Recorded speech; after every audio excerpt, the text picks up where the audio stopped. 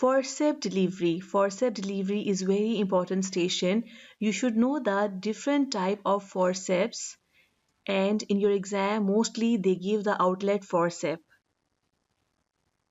You should know the most common parts, like this is the pelvic curve, this is the cephalic curve, and this is the shank, this is the lock, this is the finger guard, and this is the handle.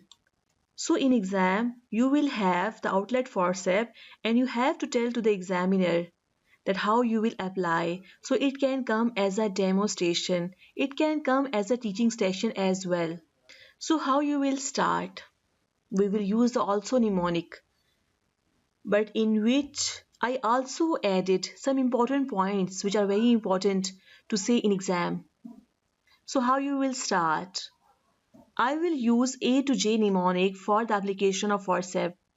First of all, A for I will ask for help. I will involve senior obstetrician, senior midwife, senior personnel trained in neonatal resuscitation, and I will ask one of my assistant to know the time. I will address the patient, tell the whole procedure and its benefits and risks, and will take informed consent. I will make sure that appropriate analgesia must be in place and keep her in lithotomy position, keeping wedge under her right buttocks. B. B for bladder. Bladder should be empty. And B. Backup plan. Theatre facility must be there.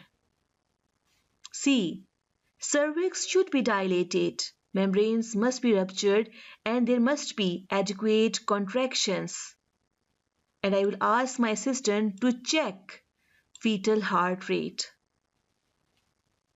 So you don't have to miss any point. Don't forget about the contractions. Don't forget about to check the fetal heart rates. So memorize it. D. I will determine the position and presentation. Head must be engaged and station must be at level or below the ischial spine.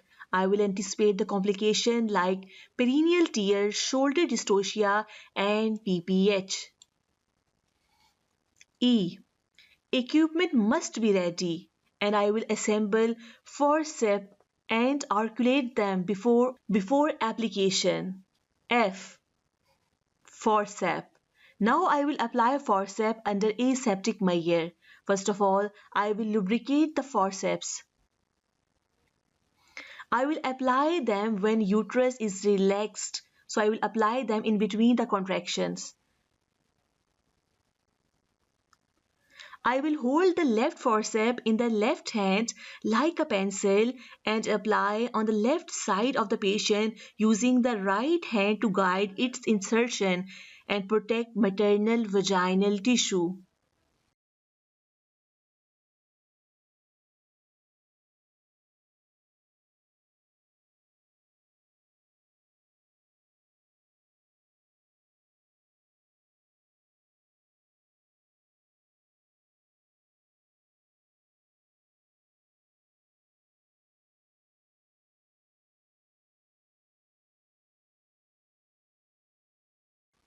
Now I will apply right forcep.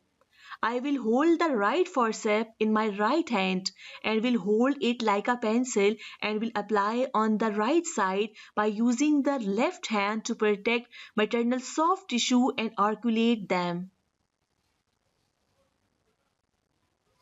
I will check the blades lock together easily. Posterior fontanelle should be midway between shanks and 1 centimeter above the plane of shank. Fenestration should be barely palpable and admit no more than finger's tip. Lambdoidal suture should be above and equidistant from the surface of both blades. Sagittal suture must be midway between the blades. These are the points which examiner specially asks. You should learn these points. G. Gentle traction. Then I will apply gentle traction during a contraction following the pelvic curve using the Pajot's maneuver. H for halt. Hold the procedure when birth is not imminent, following 3 pulls of a correctly applied forcep. It means that you should know that when to stop the procedure. I. Incision. I will give incision at the time of crowning if required, but mostly in case of forceps application it is required. If episiotomy is given, the assistant should apply the perineal support. J. Jaw. I will remove the forceps when jaw is visible.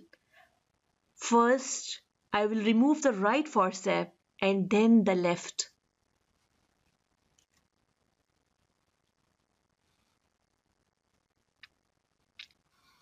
After the delivery of the baby, I will hand over to the personnel trained in the neonatal resuscitation.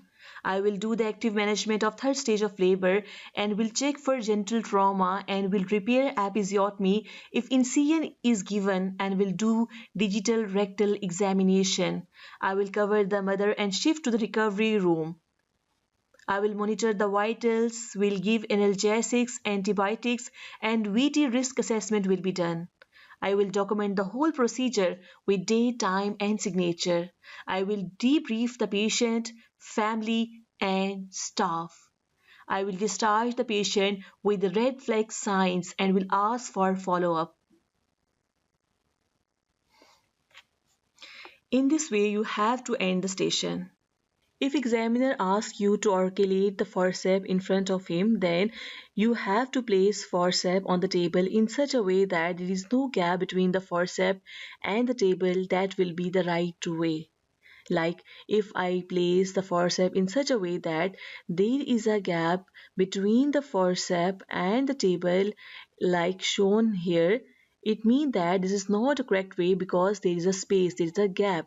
Now there is no gap between the forcep and the table. It means that this is the correct way. So first place the forcep in a correct way. Then as we know that first we insert the left forcep in the maternal pelvis. The left forcep will have a lock on the upper side and the right forcep will have a lock on a lower side. So you have to articulate the forceps in front of the examiner before application. If examiner asks that how we know that forceps are applied correctly, then how you will tell that the toes, these are the toes or the tips, should not crush the jaw.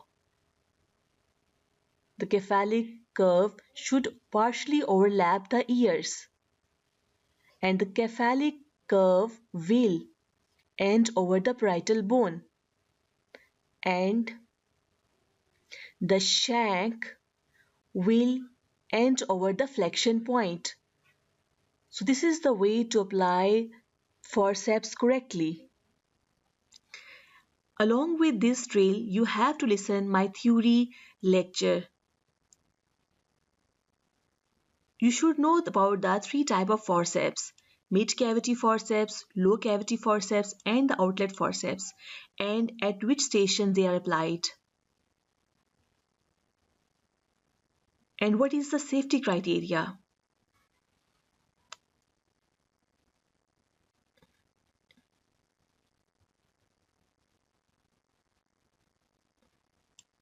And which factors that cause higher failure rate of instrumental delivery?